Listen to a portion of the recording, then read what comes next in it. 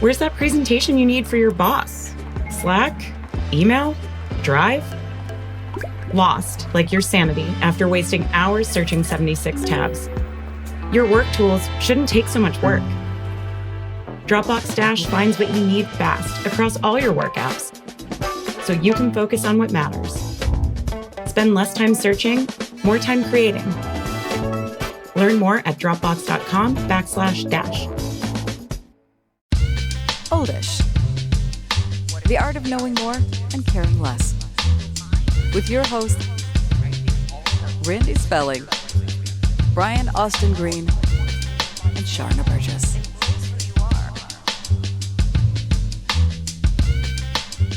Hey everyone, welcome back to Oldish. Yeah. Hi everybody. We had an episode this week with Justin Freishtat. Yeah. And I learned a lot. I mean, God, so inspirational. well, like fail faster. So inspirational, this concept of like stop just like holding on so tight to the small amount of money that you have and instead be willing to like risk it a little bit and kind of get in and put it out there, because you're only going to like really reap the benefits and the rewards by doing it. Yeah. And I loved that if you do have a small amount that you truly cannot, you don't actually have the extra, that rule of 5 thing, where it was like, if you are not at a point monetarily where you can take that risk, surround yourself with the people that do take them and just learn. So that listen to the podcasts, watch the YouTube, watch the TED Talks, pick the 5 people that influence you the most, that are in what you want to do and be doing, and just surround yourself with those voices. I love the information too that he was getting into of the W-2 thing, the concept of like being able to start even with a small amount of money, but start something. And you know, as you're reporting 0 gains for the first year, that you can actually be writing that off, so that business is not costing you anything, and you're getting that. Essentially, you're getting that money back to continue to, which is... Yeah. That was great information. It was great. I mean, it's like a side hustle, right? Yeah, it is. If you're working, have this side hustle, start it. And this is a way where you can spend money and feel better about spending money, because at the end of the fiscal year, right, in tax, it can be a write-off. My first year or 2 in business, I operated at a loss, even though I was making money. It showed that I was spending more than what I was making. Mm-hmm. And so in a way, it was kind of a wash for me, even though I was a little bit pained because I wanted to make more and more. Right. But yeah, just that idea of start somewhere. I saw your eyes ablaze because I feel like you have some things that you want to start. And well, I'm just kind of, I'm in this space of like, I've got these prospects and these things that are really looking positive, but I want to make sure that I am starting them and going into them in the right way, that that I'm not, because you kind of get in stuff and you get excited by it, but then there's still that like, because I'm not financially in this place yet that I want to be in, it's still that like that concept of spending money to make money is a little bit like, how much of this can I do where it doesn't cost me anything? And it's like, you can't go into it that way. Right. Because then you're holding back from really getting completely immersed in something and doing it. I also liked the perfectionism thing and not starting with your passion necessarily, because that was a big piece of information and personal story that just confirms what he just said. Years ago, in like the height of my popularity on Dancing with the Stars, I had an opportunity to create a hair care line because the Sharna Red was such a massive thing. And this wasn't a solely my thing. This was partnering with a white label company. We were going to do it together. But I got so hung up on the smell of it, on the little details of it, right, that I wanted it to be. That it never happened. They honestly lost money on me going backwards and forwards with the lab on doing things so often that it ended up not happening at all. And it was always such a missed opportunity for me, because at that time it would have performed really well. Mm-hmm. My engagement was super high. People were interested. The number one thing about me was my hair. And everyone wanted to know how I keep the color like that, how I get whatever. It didn't matter. It was hair. missed opportunity because I got so caught up in the details and the perfectionism of it. What does the logo look like? What does it smell like? What's the color of it? What's the teeny tiny ingredients in it? That Right, it I don't like literally- this top on the bottle, this pump thing. I It's- was you can- that pedantic you about nitpick it, Truth. and you never really get started because you just like you're procrastinating. You're coming up with all of these different reasons why it's not the right time. I also I loved when he started getting into the conversation of social media, because it's always a thing for me. Like I always have issue with people talking about, well, you've got to do this for engagement. Because I don't know if it's that I have a mindset like I just hate rules or boundaries. There's a little bit of that. There's a little Definitely bit some of of that. that. Yeah. Definitely some of that. But like I truly love the concept of being completely organic in who you are and creating a group of people that are attracted to that, and then that leading to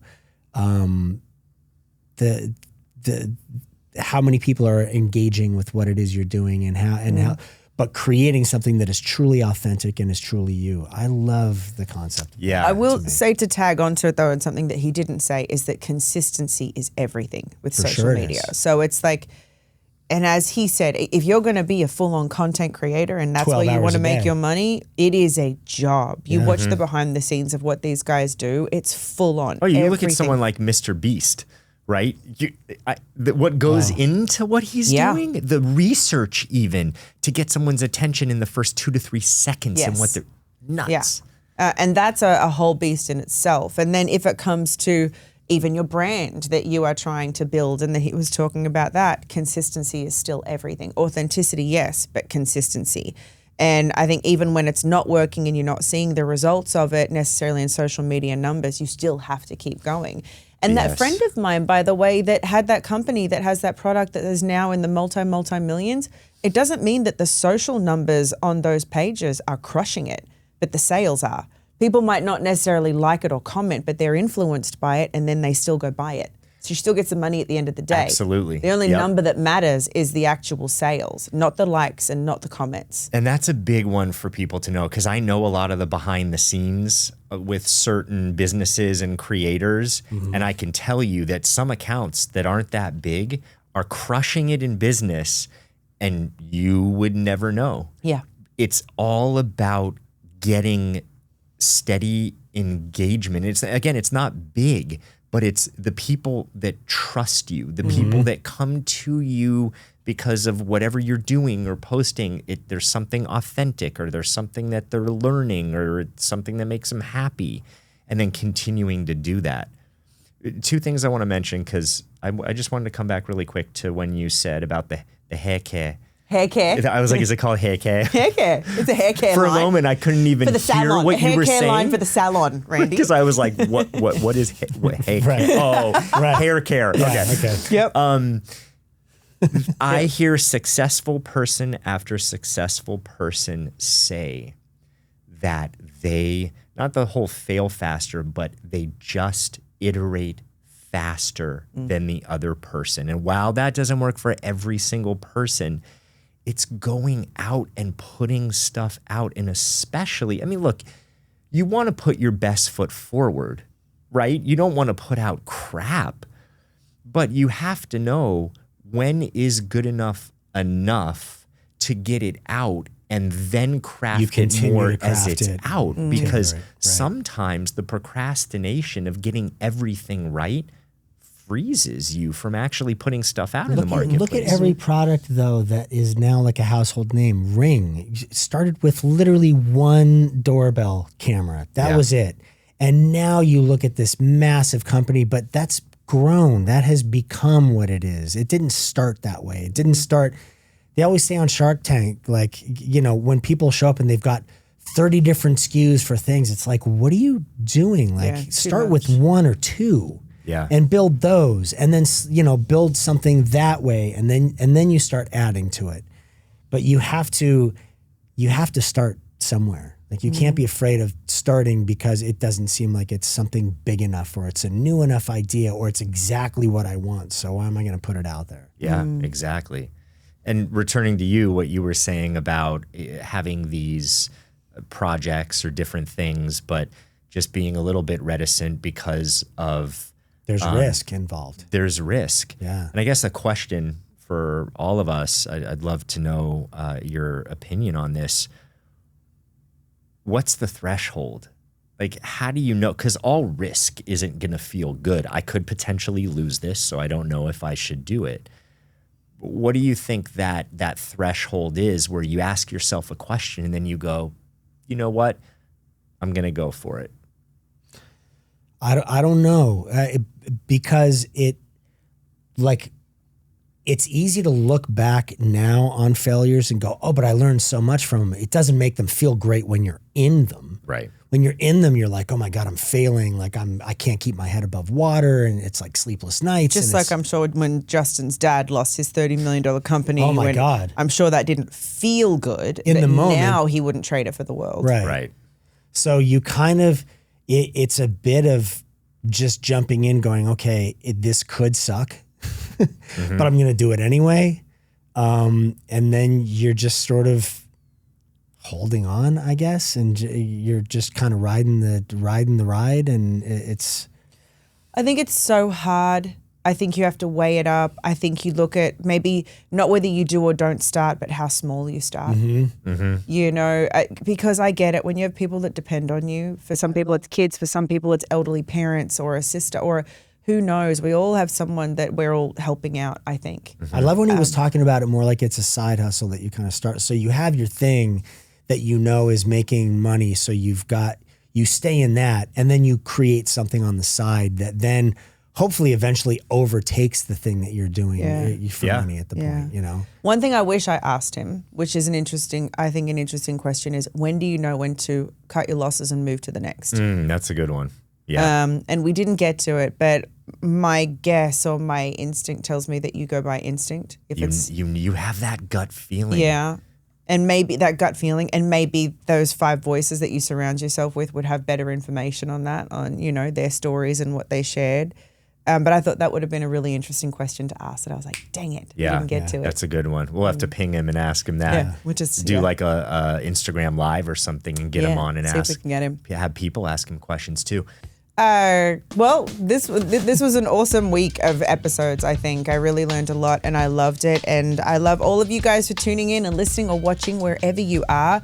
We also had another episode on finance with Morgan Housel, which I would also recommend for you guys to check out. Really talking about the psychology of money, which is also something that Justin talked about. He really studied psychology in learning how to get into his wealth. I think both of these episodes really complement each other. So definitely check that out, give it a listen. And as always, please share them to someone else that you think might really want this information, that has been talking about starting a business or trying to get out of a rut and hasn't quite figured out how to do it. Most of us. Most of us, right? So share it along to whoever you think this may benefit, because I think they would appreciate it and so would we. So thank you as always for being here with us. We adore you. We appreciate you. Please like, subscribe, share it along, and we'll see you on the next one. I just wanted to take a moment to let you know that you don't have to navigate life alone. If there's something hard that you're dealing with or you're just ready for a change, then reach out to me at randyspelling.com, or you could DM me on Instagram, also at randyspelling. And if I can help you, I will. If there's a resource that I can share with you, I will also do that as well. Thanks.